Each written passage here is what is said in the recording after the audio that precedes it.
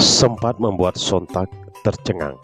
Ternyata di dalam Ka'bah ada sebuah inskripsi yang merujuk kepada Raja Wikramaditya. Apakah Ka'bah adalah peninggalan Hindu?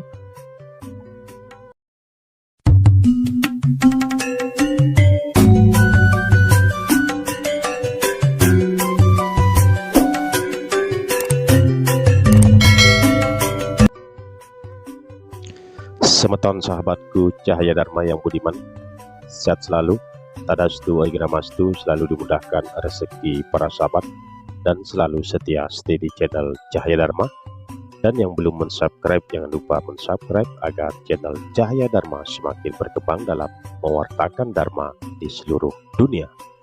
Semeton sahabatku cahaya Dharma yang budiman, kali ini bersama kita akan mengulas terkait Ka'bah adalah peninggalan Hindu. Mungkin hal ini terdengar terlalu kontroversial dan kadangkala dikaitkan dengan hoax oleh sebagian orang yang merasa kedudukannya atau harga dirinya terancam. Namun di sini disajikan terkait ini tidak bertujuan untuk merendahkan kredibilitas saudara-saudara muslim, melainkan hanya untuk membuka wawasan akan apa yang sebenarnya terjadi.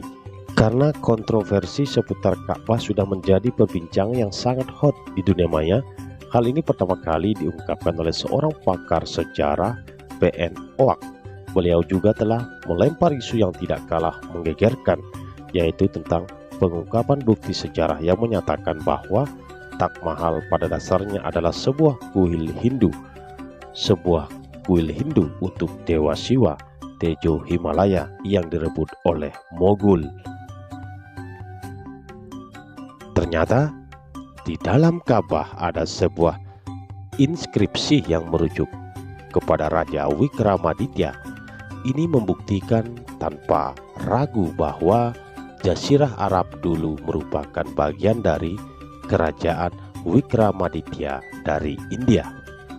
Nah, terkait teks inskripsi Wikramaditya yang ditemukan dalam piring emas yang digantung di dalam kuil Ka'bah di Mekah ini dicatat pada halaman 315 dari buku yang berjudul Sayar ul Okul yang disimpan dalam perpustakaan Maktab Sultania di Istanbul, Turki. Terjemahan di inskripsi buku ini yaitu seperti berikut. Beruntunglah mereka yang lahir dan hidup selama kuasa Raja Wikram. Ia seorang penguasa penuh kasih, terhormat dan berbakti pada penduduknya. Namun pada saat itu kami Arab tidak peduli pada Tuhan, tenggelam dalam kenikmatan sensual, komplotan dan penyiksaan merajalela. Kami Arab terjerat dalam kegelapan jahiliyah. Namun pendidikan yang disebar Raja Wikramaditya tidak mencampakkan kami, orang-orang asing. Ia menyebarkan agama sucinya di antara kami dan mengirimkan ahli-ahli kepintarannya bersinar seperti matahari dari negaranya ke negara kami. Bahkan dalam translate bahasa Arab pun di sini ditulis.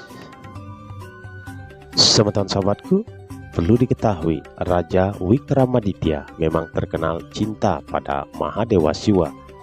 Di Ujjain, India, ibu kota Wikramaditya, ada kuil terkenal Mahankal milik Dewa Sankara Siwa yang diasosiasikan dengan Wikramaditya. Karena menurut inskripsi Wikramaditya, dialah yang menyebarkan agama Hindu. Siapa lagi kalau begitu yang mendirikan kuil Ka'bah di Mekah? Nah, sahabatku, tradisi jubah di Mekah perlu kita ketahui. Sebelum para pehijrah masuk Mekah, mereka diminta untuk mencukur kepala dan jenggot serta mengenakan jubah khusus yang terdiri dari 2 lembar kain putih yang tidak dijahit, satu disarungi di pinggang dan yang lainnya dililitkan sekitar bahu. Ini merupakan tradisi Hindu purbakala bagi mereka yang ingin masuk kuil-kuil Hindu dalam keadaan bersih dan murni.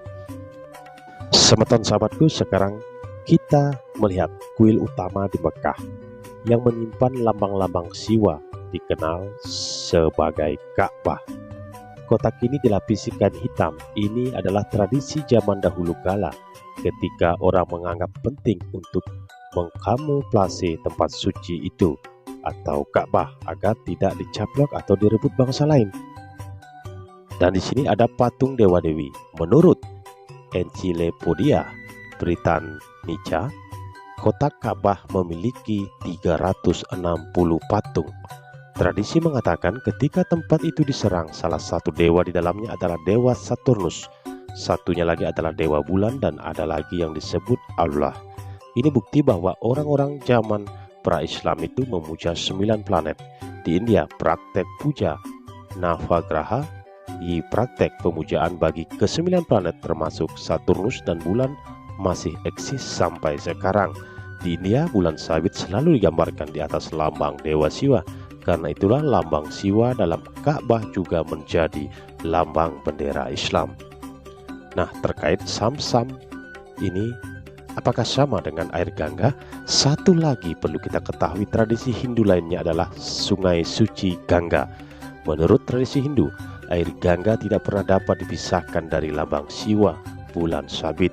Dimanapun ada lambang Siwa, di sanalah ada air Gangga. Dan memang di dekat Ka'bah ditemukan sebuah sumber mata air suci yang disebut Sam-Sam. Sampai sekarang Sam-Sam dianggap suci karena tradisi zaman pra-Islam. Nah, terkait tawaf, tidak ada masjid lain di dunia ini yang dikelilingi sampai 7 kali. Hanya orang Hindu yang bertawaf mengelilingi dewa-dewi mereka.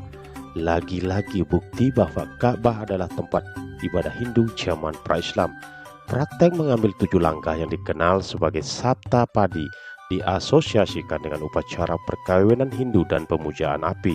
Upacara klimak dalam perkawinan Hindu yang menggabungkan pasangan pengantin mengelilingi api suci sebanyak 4 kali, tapi kemudian disalahartikan dengan 7 kali, mengingat Makkah berarti api.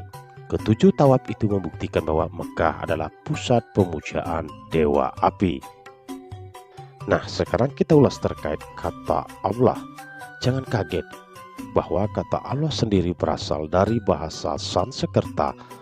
Allah, Aka, dan Amba adalah sinonim. Nama-nama ini berarti dewi atau ibu. Istilah Allah merupakan sebagian dari stansa Sanskerta yang memuja Dewi Durga, yang juga dikenal sebagai Bawani, Candi, dan Manis Hasurmardini. Islam mencaplok penggunaan kata Allah. Nah, satu ayat Al-Quran merupakan terjemahan persis dari stansa dalam Yajurveda, seperti dijelaskan oleh pakar Hindu terbesar Pandit Satap Flekar dari Pardi dalam salah satu artikelnya. Nah, sahabat-sahabatku, melihat bukti-bukti yang di atas, mungkinkah Ka'bah pada awalnya adalah sebuah kuil Hindu, kuil Siwa Hindu? Silakan berikan tanggapan di kolom komentar. Dan yang aturkan terima kasih atas atensi para sahabat dimanapun berada. Salam Cahaya Dharma.